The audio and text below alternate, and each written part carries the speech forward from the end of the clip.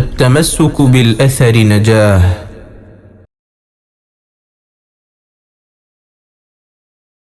بسم الله الرحمن الرحيم. الحمد لله رب العالمين، والصلاة والسلام على أشرف الأنبياء والمرسلين نبينا محمد وعلى آله وصحبه أجمعين ومن تبعهم بإحسان إلى يوم الدين. أما بعد، اللهم علمنا ما ينفعنا وانفعنا بما علمتنا وزدنا علما. സഹോദരങ്ങളെ, അൽ ഹദീസുൽ ഖാമിസ് വൽ ഇശ്റൂൻ, 25ാമത്തെ ഹദീസാണ് നമുക്കിനി പഠിക്കാനുള്ളത്. മഹാനായ സ്വഹാബി ഉബയ്യ് ഇബ്നു കഅബ് റളിയല്ലാഹു അൻഹു നിവേദനം ചെയ്യുന്ന ഇമാം തിർമിദി അദ്ദേഹത്തിൻ്റെ സുനനിൽ ഉദ്ധരിച്ചിട്ടുള്ള ഹദീസ് പണ്ഡിതന്മാർ സ്വഹീഹ് എന്ന് വിലയിരുത്തിയ പ്രസിദ്ധമായ ഹദീസ്. الحديث الخامس والعشرون عن أبي بن كعب رضي الله عنه أنه قال قال رسول الله صلى الله عليه وسلم لا تسبوا الريح فإذا رأيتم ما تكرهون فقولوا اللهم إنا نسألك من خير هذه الريح وخير ما فيها وخير ما أمرت به ونعوذ بك من شر هذه الريح وشر ما فيها وشر ما أمرت به. رواه الترمذي. ഉബയ്യ് ഇബ്നു കഅബ് റളിയല്ലാഹു അൻഹു പറഞ്ഞു, ഖാല റസൂലുള്ളാഹി സ്വല്ലല്ലാഹു അലൈഹി വസല്ലം, റസൂലുള്ളാഹി സ്വല്ലല്ലാഹു അലൈഹി വസല്ലം പറഞ്ഞു, ലാ തസുബ്ബു റീഹ, നിങ്ങൾ കാറ്റിനെ പഴിക്കരുത്.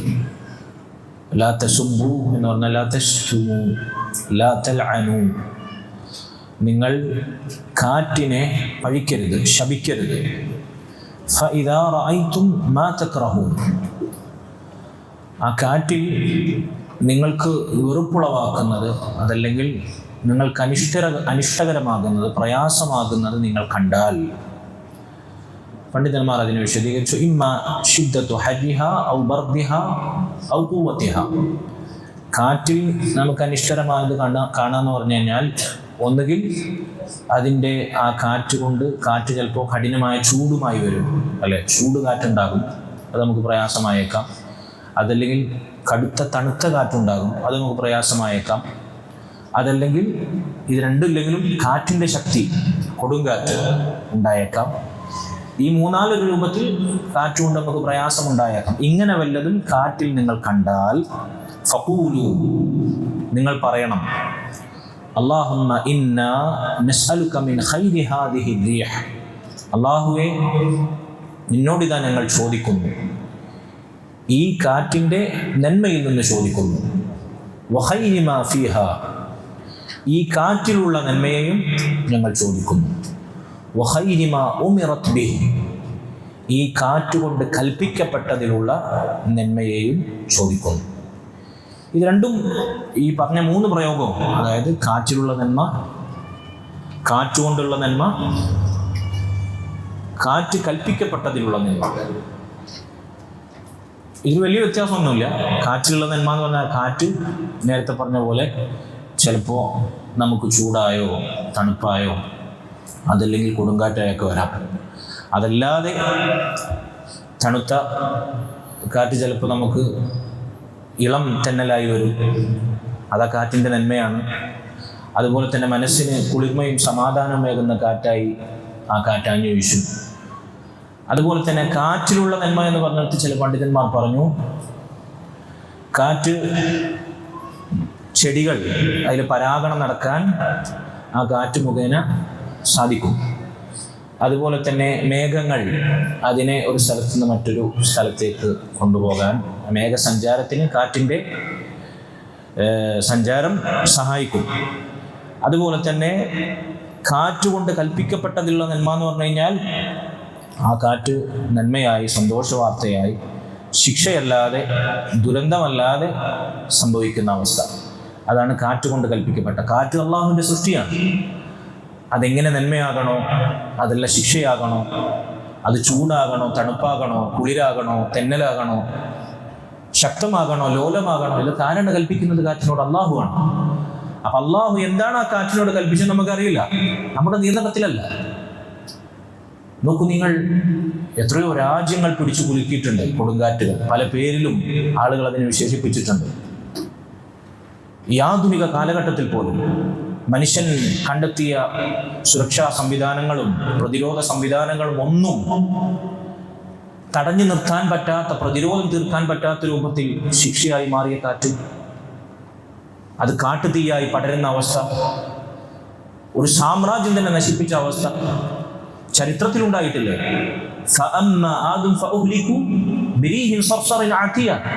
ആദ് സമൂഹം എന്ന വമ്പന്മാരെ ചരിത്രത്തിൽ തുല്യതയില്ലാതെ അള്ളാഹു നശിപ്പിച്ചത് കാറ്റുകൊണ്ടാണ്. തുടർച്ചയായപ്പെട്ട അവരൊന്നുമില്ലാത്ത രൂപത്തിൽ നാമാവശേഷമാക്കപ്പെട്ടു. ഇങ്ങനെ ശിക്ഷയായി കാറ്റുണ്ടായേക്കാം. അള്ളാഹു എന്താണ് ആ കാറ്റിനോട് കൽപ്പിച്ചത് നമുക്കറിയില്ല. അതുകൊണ്ട് അള്ളാഹു എന്താണ് അതിനോട് കൽപ്പിച്ചത്, അതിൻ്റെ നന്മ ആ കാറ്റിനോട് നമ്മൾ ചോദിക്കാൻ പ്രയാസമുണ്ടായാൽ. നേരെ തിരിച്ചും അള്ളാഹുവെ, ഈ കാറ്റിൻ്റെ തിന്മയിൽ നിന്ന് നിന്നോട് ഞങ്ങൾ രക്ഷ ചോദിക്കുന്നു. ശിക്ഷയായി മാറിയേക്കാം, ചിലപ്പോൾ ദുരന്തമുണ്ടായേക്കാം, കൃഷികൾ നശിപ്പിച്ചേക്കാം, വീടുകൾ പൊളിഞ്ഞു വീഴാറായേക്കാം, തൂഫാനുണ്ടായേക്കാം, അതുകൊണ്ട് പ്രളയത്തോടൊപ്പം കാറ്റുണ്ടായേക്കാം.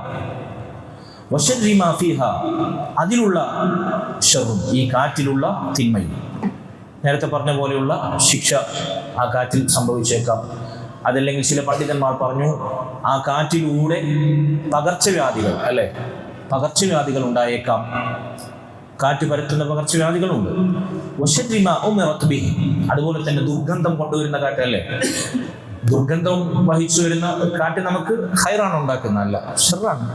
നല്ല സുഗന്ധം പരത്തുന്ന കാറ്റ് ഖൈറാണ്. ഇതെല്ലാം ഇതിന്റെ വ്യാഖ്യാനത്തിൽ ഉൾപ്പെടും. കാറ്റിന് അല്ലാഹു സുബ്ഹാനഹു വ തആല അതിനോട് കൽപ്പിച്ച നന്മ പോലെ അതിനോട് കൽപ്പിക്കപ്പെട്ട ഷർറിൽ നിന്ന്, ദുരന്തങ്ങളിൽ നിന്ന്, ശിക്ഷയിൽ നിന്ന്, അനിഷ്ടകരമായ ആ കാറ്റുകൊണ്ടുണ്ടാകുന്ന വിപത്തുകളിൽ നിന്ന്, പ്രതിഭാസങ്ങളിൽ നിന്ന് അല്ലാഹുവേ നിന്നോട് ഞങ്ങൾ ഇതാ രക്ഷ ചോദിക്കുന്നു. ഇതാണ് ഹദീസിന്റെ പ്രത്യക്ഷാർത്ഥം. ഈ ഹദീസിന് തൗഹീദുമായി എന്താണ് ബന്ധമുള്ളത്? തൗഹീദ് പഠിപ്പിക്കുന്ന ഗ്രന്ഥത്തിലാണല്ലോ ഈ ഹദീസ് ഉൾപ്പെടുത്തിയിട്ടുള്ളത്. ഈ ഹദീസ് ശൈഖുൽ ഇസ്ലാം മുഹമ്മദ് അബ്ദുൽ വഹാബ് റഹിമഹുല്ലാ കിതാബ് തൗഹീദിൽ ഉൾപ്പെടുത്തിയത് കാണാം. നമ്മൾ ഈ വായിച്ച ഹദീസുകളൊക്കെ കിതാബ് തൗഹീദ് നിങ്ങൾക്ക് വായിക്കാം. എന്തുകൊണ്ടാണ് ഇത് തൗഹീദ് പഠിപ്പിക്കുന്നത് ഉൾപ്പെടുത്തിയത്? എന്താണ് തൗഹീദുമായുള്ള ബന്ധം? أن سب الريح سب لمدبرها وهو الله سبحانه وتعالى. കാറ്റിനൊരാൾ പഴിച്ചാൽ, കാറ്റിനൊരാൾ ശപിച്ചാൽ, ആ കാറ്റിനെ നിയന്ത്രിക്കുന്ന, ആ കാറ്റിനെ അഴിച്ചുവിട്ട, കാറ്റിന്റെ ശ്രദ്ധാവായ, കാറ്റ് നിയന്ത്രണ വിധേയനായ റബ്ബിനെയാണ് അവൻ പഴിക്കുന്നത്. നേർക്ക് നേരെ അവൻ അള്ളാഹുവിനെ ചീത്ത പറയുന്നില്ല എങ്കിലും, ശപിക്കില്ല ഇല്ലെങ്കിലും, അത് ചെന്നെത്തുന്നത് അതിനെ ശ്രദ്ധിച്ച റബ്ബിലേക്കായിരിക്കും, വ്യംഗ്യമായി. അതുപോലും നമ്മൾ ശ്രദ്ധിക്കണം എന്നാണ്. അത് തൗഹീദിന് വിള്ളലുണ്ടാക്കുന്നതാണ്. പണ്ഡിതന്മാർ പറയുന്നു, കാറ്റിനെ നിയന്ത്രിക്കുന്നവനും കാറ്റിനെ അയക്കുന്നവനും അത് ശർറായും ഹൈറായും നിശ്ചയിക്കുന്നവനും അതിലെ ഗുണവും നന്മയും നിയന്ത്രിക്കുന്നവനുമെല്ലാം സമ്പൂർണമായ അല്ലാഹു മാത്രമാണ്. ഒരു പടപ്പിനും അതിൽ അവകാശമില്ല, ഒരു പങ്കുമില്ല. അതുകൊണ്ട് ഒരാൾ കാറ്റിനെ പഴിച്ചാൽ, ശപിച്ചാൽ, അതിനെ നിയന്ത്രിക്കുന്ന റബ്ബിലേക്ക് ആ പഴിയും ആ ശാപവാക്കുകളും ചേരുന്നതാണ് വ്യംഗ്യമായി. അതുകൊണ്ട് അത് തൗഹീദിന് എതിരാണ്, തൗഹീദിന് ഭംഗമുണ്ടാക്കുന്നതാണ്, അത് പാടില്ലാത്തതാണ്, ഹറാമാണ്. ഇവിടെ നമ്മൾ ചിന്തിച്ചേക്കാം, കാറ്റിനൊരാൾ ഇപ്പോൾ കാറ്റ് അതുകൊണ്ട് പ്രയാസം ഉണ്ടായ എന്തൊരു കാറ്റാണ്, ഇടങ്ങേറായ കാറ്റ്. അങ്ങനെ സമാനമായ പ്രയോഗങ്ങൾ, നശിച്ച കാറ്റ്, ദുഷിച്ച കാറ്റ്, കാറ്റിനെയാണ് പഴിക്കുന്നതെങ്കിലും അള്ളാഹുവിനെ അയാൾ ഉദ്ദേശിക്കുന്നില്ലെങ്കിൽ പോലും, ആ കാറ്റിനെ നിയന്ത്രിക്കുന്ന, അതിനെ സൃഷ്ടിച്ച റബ്ബിനെ അയാൾ ഉദ്ദേശിക്കുന്നില്ലെങ്കിൽ പോലും ആ പ്രയോഗം പാടില്ലാത്തതാണ്. പണ്ഡിതന്മാർ പറഞ്ഞു, ഈ പ്രയോഗം, അതായത് കാറ്റിന് പഴിക്കുന്ന പ്രയോഗം പല രൂപത്തിൽ സംഭവിക്കാം. ഒന്നാമതായി, കാറ്റുകൊണ്ട് നമുക്കൊരു പ്രയാസമുണ്ടായി, ഒരു ദുരന്തമുണ്ടായി, അതിൻ്റെ പേരിൽ കാറ്റിനെ ശപിക്കുകയാണ്, ചീത്ത പറയുകയാണ്. ഈ കാറ്റ് കൊണ്ടുണ്ടായ നഷ്ടം ചില്ലറയല്ല, ഇത് ഞങ്ങളുടെ സർവവും തുലച്ചു, സർവവും നശിപ്പിച്ചു, ദുഷിച്ച കാറ്റ്, നശിച്ച കാറ്റ് എന്നിങ്ങനെ പറയുകയാണ്. ആ പറയുന്ന വ്യക്തി ആ പറയുന്നതിലൂടെ ഉദ്ദേശിക്കുന്നത് എന്താണ്? ഈ നഷ്ടമുണ്ടാക്കിയതും ഇവൻ ഈ പ്രയാസവും ദുരന്തവും സമ്മാനിച്ച കാറ്റ് തന്നെയാണ് അക്ഷരാർത്ഥത്തിൽ. കാറ്റ് തന്നെയാണ് എനിക്ക് നഷ്ടം വരുത്തിയത്. കാറ്റിനെ നിയന്ത്രിച്ചത് അള്ളാഹു ആണെന്ന വിശ്വാസമില്ല. കാറ്റിന് തന്നെ എനിക്ക് നഷ്ടം വരുത്താനും ദുരന്തമുണ്ടാക്കാനും കഴിവുണ്ട്. കാറ്റിന്റെ പ്രവർത്തനമാണ്, അള്ളാഹുവിനതിൽ യാതൊരു പങ്കുമില്ല എന്നുള്ള വിശ്വാസത്തിലാണ് ഇയാൾ കാറ്റിനെ ശപിച്ചതെങ്കിലും പഴിച്ചതെങ്കിലും ശിർക്കാണ്, കുഫ്റാണ്. ഇസ്ലാമിൽ നിന്ന് പുറത്തു പോകുന്ന ശിർക്കിന്റെയും കുഫറിന്റെയും വാചകമാണത്. വലിയ ശിർക്കാണത്. കാരണം കാറ്റിനെ സൃഷ്ടിച്ചത് അള്ളാഹുവാണ്. അതിന്റെ നന്മയും തിന്മയും നിശ്ചയിക്കുന്ന അള്ളാഹുവാണ്. കാറ്റിന് സമ്പൂർണമായി അതിന് പങ്കുണ്ട്, നിയന്ത്രണമുണ്ട് എന്നൊരാൾ വിശ്വസിച്ചിട്ടാണ് കാറ്റിനെ ശപിക്കുന്നതെങ്കിൽ അത് ശിർക്കാണ്. രണ്ടാമത്തെ രൂപം നിയന്ത്രണം അല്ലാഹുവിനാണ്.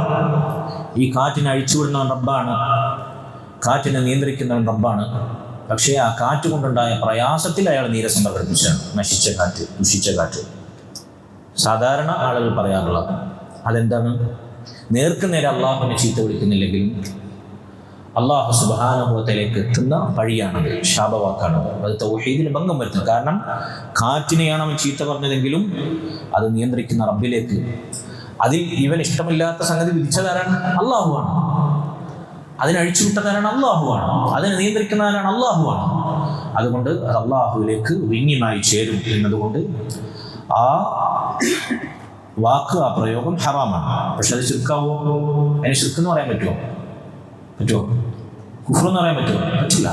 അത് തൗഹീദ് നിരക്കാത്ത, തൗഹീദിന്റെ പൂർണ്ണതയ്ക്കെതിരായ വാക്കാണ്, പാടില്ലാത്ത ഹറാമായ വാക്കാണ്. പക്ഷെ അത് ശിർക്കാവില്ല.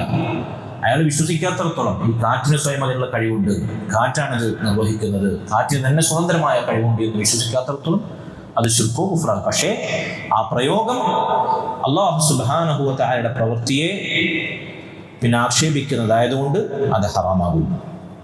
ഇനി മൂന്നാമത്തെ സാഹചര്യം, കാറ്റുകൊണ്ട് നമുക്കൊരു പ്രയാസം ഉണ്ടായി. നല്ല കനത്ത കാറ്റുള്ള ദിവസം നമ്മളെ വീട്ടിലുള്ള മരം കടപുഴകി നമ്മളെ വീടിന് നാശനഷ്ടം ഉണ്ടായി, അല്ലെങ്കിൽ വാഹനത്തിന് പോകുന്നു. എന്തൊരു കാറ്റാണത്, എന്തൊരു കാറ്റുള്ള ദിവസമാണത് എന്നൊരാൾ പറഞ്ഞു. അത് കാറ്റിനെ ആക്ഷേപിക്കാനോ അതിനെ നിയന്ത്രിക്കുന്ന റബ്ബിനെ ആക്ഷേപിക്കാനോ? ആ ദിവസത്തിൽ കാറ്റ് പെരുത്ത കാറ്റാണ്, അല്ലെങ്കിൽ വമ്പിച്ച കാറ്റാണ്. ആ ദിവസം കൊടും കാറ്റുള്ള ദിവസമാണ്. എന്തൊരു കാറ്റുള്ള ദിവസമല്ലേ നമ്മൾ പറയില്ലേ? സ്വാഭാവികമായും അത് നമ്മളെ മനസ്സിൽ നമ്മൾ പരിശോധിക്കണം. ആ കാറ്റിന്റെ വിധിയിലുള്ള, ആ കാറ്റ് കൊണ്ടുണ്ടായ പ്രയാസത്തിൽ നമ്മൾ അതൃപ്തി പ്രകടിപ്പിച്ചതാണോ, കാറ്റിനെ ശപിച്ചതാണോ? അതല്ല, ആ ദിവസം കാറ്റുകൊണ്ട് പ്രയാസപ്പെട്ടു എന്ന് ആ ദിവസത്തെ വിശേഷിപ്പിച്ചതാണോ? നമ്മളാണ് പരിശോധിക്കേണ്ടത്. അങ്ങനെ കൊടും കാറ്റുള്ള ദിവസം, ശക്തമായ നല്ല കാറ്റുള്ള ദിവസം, ഭയങ്കര കാറ്റുള്ള ദിവസം, നമ്മൾ പറയില്ലേ ഭയങ്കര മഴയുള്ള ദിവസം, കാറ്റ് തന്നെ ആണെന്നില്ല, ഭയങ്കര മഴയുള്ള ദിവസം, എന്ത് ഇടിയാലേ, എന്ത് ചൂടാലേ, എന്ത് തണുപ്പാലേ നമ്മൾ പറയില്ലേ? അത് ആ ദിവസത്തെ വിശേഷിപ്പിച്ചുകൊണ്ടാണ് പറയുന്നതെങ്കിൽ കുഴപ്പമില്ല.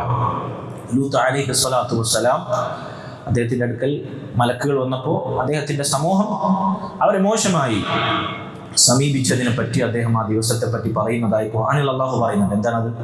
ഹാദാ യൗമുൻ അസീബ്. അതൊരു പ്രയാസകരമായ ദിവസമായിരുന്നു. അത് ആ ദിവസത്തെ വിശേഷിപ്പിച്ചതാണ്. ഇതുപോലെ സമാനമായ പ്രയോഗങ്ങൾ ഖിയാമത്ത് നാളിനെ പറ്റി കാണാം. ഹാദാ യൗമുൻ അസീബ്. ഇങ്ങനെ ആ ദിവസത്തെ വിശേഷിപ്പിക്കാൻ വേണ്ടി ആ ദിവസത്തിലെ ഒരു പ്രത്യേക പ്രയാസം, കാറ്റുകൊണ്ടാകാം, മറ്റെന്തെങ്കിലും പ്രകൃതിയിലെ സംഭവവികാസങ്ങൾ കൊണ്ടാകാം. അങ്ങനെ ആ ദിവസത്തെ, ആ സംഭവത്തെ വിശേഷിപ്പിക്കുകയാണെങ്കിൽ പ്രയാസമില്ല, അതിന് പ്രശ്നമില്ല. നേരെ മറിച്ച് നമ്മൾ ശ്രദ്ധിക്കണം, അങ്ങനെയുള്ള പ്രയോഗം നമ്മുടെ മനസ്സിൽ എന്തിനെ സൂചിപ്പിക്കുന്നതാണ് എന്ന് നമ്മൾ പരിശോധിക്കണം. അത് അള്ളാഹുവിലേക്കോ അതല്ലെങ്കിൽ അള്ളാഹുവിൻ്റെ സൃഷ്ടിയിലേക്കോ തീരുന്നതാണെങ്കിൽ നേരത്തെ പറഞ്ഞതിനനുസരിച്ച് അതിൻ്റെ വിധി വ്യത്യാസപ്പെടും. ഇതാണ് ഈ ഹദീസിൽ നമ്മൾ മനസ്സിലാക്കേണ്ടുന്ന പ്രധാനപ്പെട്ട ചില പാഠം. സഹോദരങ്ങളെ, ഇതിനോട് ചേർത്ത് ശൈഖുൽ ഇസ്ലാം മുഹമ്മദ് അബ്ദുൽ വഹാബ് റഹിമഹുല്ലാഹ് അദ്ദേഹം കിതാബ് തൗഹീദിൽ കൊണ്ടുവന്നിട്ടുള്ള മറ്റൊരു ഹദീസാണ്. അത് ഈ ഹദീസിനോട് ചേർത്ത് നമുക്ക് മനസ്സിലാവും. അല്ലാഹു സുബ്ഹാനഹു വ തആല കാലത്തെ പറ്റി പറഞ്ഞു. യുഅ്ദീ ഇബ്നു ആദം യസുബ്ബു ദഹർ വഅന ദഹർ ഉഖല്ലിബു ലൈല വന്നഹാർ. അതുപോലെ തന്നെ മറ്റൊരു റിപ്പോർട്ടിൽ കാണാം, ലാ തസുബ്ബു ദഹർ ഫഇന്നല്ലാഹ ഹുവ ദഹർ. ആദം സന്തതികൾ എന്നെ ദ്രോഹിക്കുന്നു, എന്നെ ആക്ഷേപിക്കുന്നു. ഖുദ്സിയായ ഹദീസിൽ അല്ലാഹു പറയാണ്, അവർ കാലത്തെ ചീത്ത വിളിക്കുന്നു. കാലത്തെ പഴിക്കുന്നു. ഞാനാണ് കാലത്തെ നിയന്ത്രിക്കുന്നവൻ, ഞാനാണ് രാപ്പകലുകൾ മാറ്റിമറിക്കുന്നവൻ. എന്താണ് ഈ ഹദീസിലുള്ള പ്രയോഗം? നേരത്തെ പറഞ്ഞ പോലെ കാറ്റിനെ ചീത്ത വിളിക്കുമ്പോൾ കാറ്റിനല്ലേ ബാധിക്കുന്നുള്ളൂ, കാറ്റിനെ സൃഷ്ടിച്ച റബ്ബിനെ എങ്ങനെ ബാധിക്കുന്ന ചില ചോദിച്ചേക്കാം. അത് ഈ ഹദീസിൽ മറുപടിയുണ്ട്. ആദം സന്തതികൾ കാലത്തെ ചീത്ത വിളിക്കുന്നു അല്ലെ. ചില ആളുകൾ പറയില്ല എന്തെങ്കിലും സംഭവിച്ചു കാലക്കേട്, ദുശകുനം, എന്തൊരു കാലക്കേടാണ്, എന്തൊരു വൃത്തികെട്ട കാലാണിത് എന്നിങ്ങനെ കാലത്തെ ശപിക്കലുണ്ട്, കാലത്തെ പഴിക്കലുണ്ട്. അള്ളാഹു പറയുന്നു യസുബ്ബുദ്ദഹർ, ആദം സന്തതികൾ മനുഷ്യന്മാർ കാലത്തെ പഴിക്കുന്നു. വാനദ്ദഹർ, ഞാനാണ് കാലം എന്ന് പറഞ്ഞാൽ കാലത്തെ നിയന്ത്രിക്കുന്നവൻ അള്ളാഹുവാണ്. ഉഖല്ലിബുൽ ലൈല വന്നഹാർ, രാപ്പകലുകൾ മാറ്റിമറിക്കുന്നവൻ ഞാനാണ് ആ കാലത്തെ സൃഷ്ടിച്ചവൻ, നിയന്ത്രിക്കുന്നവൻ. അതുകൊണ്ട് കാലത്തെ അവർ പഴിച്ചാൽ അതെന്നെ പഴിക്കുന്നതിന് തുല്യമാണെന്ന് അള്ളാഹു. കാറ്റിനെ പഴിച്ചാൽ അള്ളാഹുവിനെ പഴിക്കുന്നത് പോലെയാണ്. അള്ളാഹുവിനെ നേർക്കുന്നതിന് ഉദ്ദേശിച്ചത് ആ പ്രയോഗം വരെ നമ്മൾ ശ്രദ്ധിക്കണമെന്നാണ്. അത് തൗഹീദിൽ വിള്ളലാണ് എന്നാണ്. ലാ ഹൗല വലാ ഖുവത ഇല്ലാ ബില്ലാഹ്. അതുകൊണ്ട് സഹോദരങ്ങളെ, ഇത് നമ്മൾ ശ്രദ്ധിക്കണം. കാലക്കേട്, വൃത്തികെട്ട കാലം, എന്തൊരു മോശപ്പെട്ട അവസ്ഥ എന്നിങ്ങനെ പറയുമ്പോൾ നമ്മൾ അല്ലാഹു സുബ്ഹാനഹു വ തആലയിലേക്ക് വിരൽ ചൂണ്ടുന്നു. നമ്മുടെ പ്രയോഗം എന്നത് നമ്മൾ ശ്രദ്ധിക്കണം, വളരെ ഗൗരവത്തിൽ നമ്മൾ വിലയിരുത്തണം. അതുപോലെ തന്നെ അല്ലാഹു സുബ്ഹാനഹു വ തആല സൂറത്തുൽ ജാസിയയിൽ ദഹ്രിയാക്കൾക്ക്, മരിച്ചതിന് ശേഷം ഒരു ജീവിതമില്ല എന്ന് പറയുന്ന അന്നത്തെ മുശ്രിക്കുകൾക്ക് അല്ലാഹു സുബ്ഹാനഹു വ തആല മറുപടി പറയാണ്. സൂറത്തുൽ ജാസിയ, വഖാലു മാ ഹിയ ഇല്ലാ ഹയാതുന ദുനിയ നമൂതു വ നഹ്യ. അവർ പറഞ്ഞു, ജീവിതം എന്ന് പറഞ്ഞാൽ ഈ ദുനിയാവിലെ ജീവിതമുള്ളൂ. നിരീശ്വരവാദികൾ പറയുന്ന പോലെ, നമ്മുടെ നാട്ടിലെ യുക്തിരഹിതവാദികൾ പറയുന്നത് പോലെ ജീവിതം ഒന്നേ ഉള്ളൂ, അത് ഈ ദുനിയാവിലെ ജീവിതം. അത് പരമാവധി അടിച്ചു പൊളിക്കുക തന്നെ, ആസ്വദിക്കുക തന്നെ, ഒറ്റ ലൈഫേ ഉള്ളൂ. നമൂതു വ നഹ്യ, നമ്മൾ ജീവിക്കുന്നു, മരിക്കുന്നു. വമാ യുഹ്ലികുനാ ഇല്ല ദഹർ വമാ യുഹ്ലികുനാ ഇല്ല ദഹർ, നമ്മളെ മരിപ്പിക്കുന്ന ആരാണ്, നശിപ്പിക്കുന്ന ആരാണ്?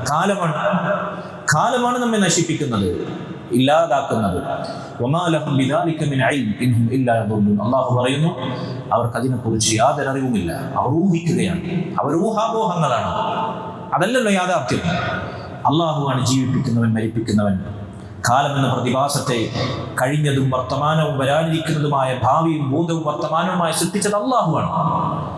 അപ്പോൾ അല്ലാഹു സുബ്ഹാനഹു വ തആല അവനല്ല സൃഷ്ടിപ്പിലും അതുപോലെ തന്നെ മരിപ്പിക്കുന്നതിലും നശിപ്പിക്കുന്നതിലും സംഹരിക്കുന്നതിലും അവനല്ല കഴിവുള്ളത്, കാലമാണ് അത് ചെയ്യുന്നത് എന്ന അള്ളാഹുവിന്റെ റുബൂബിയത്തിനെ ചോദ്യം ചെയ്യുന്ന, അള്ളാഹു മരിച്ചതിന് ശേഷം ജീവിപ്പിക്കും, മരിപ്പിക്കും, ജീവിപ്പിക്കും എന്ന അള്ളാഹുവിന്റെ വിശേഷണങ്ങളെ നിരാകരിക്കുന്ന, അതിനെ നിഷേധിക്കുന്ന ദഹ്രിയാക്കൾക്ക് അല്ലാഹു സുബ്ഹാനഹു വ തആല മറുപടി പറയണം. അപ്പൊ കാലക്കേട്, കാലം നശിപ്പിച്ചു, കാലദോഷം എന്ന് പറയുന്നത് അള്ളാഹുവാണ് ആ കാലത്തെ നിയന്ത്രിക്കണമെന്നുള്ള ഉദ്ദേശത്തിലല്ലെങ്കിലും ഈ കാലത്തിനുള്ള കഴിവ്, നേരത്തെ നമ്മളെ കാറ്റിന്റെ വിഷയത്തിൽ പറഞ്ഞ പോലെ തന്നെ എന്നെ മരിപ്പിക്കുന്ന കാലാണ്, എന്തൊരു കാലക്കേടാണിത്, ഈ കാലം കൊണ്ട് നശിച്ചുപോയി എന്ന് പറയുന്നത് അള്ളാഹുവിന്റെ റുബൂബിയത്തിലേക്ക് വലിച്ചുകൊണ്ടിട്ടാണെങ്കിലോ, ഞാൻ പറഞ്ഞു മനസ്സിലായോ?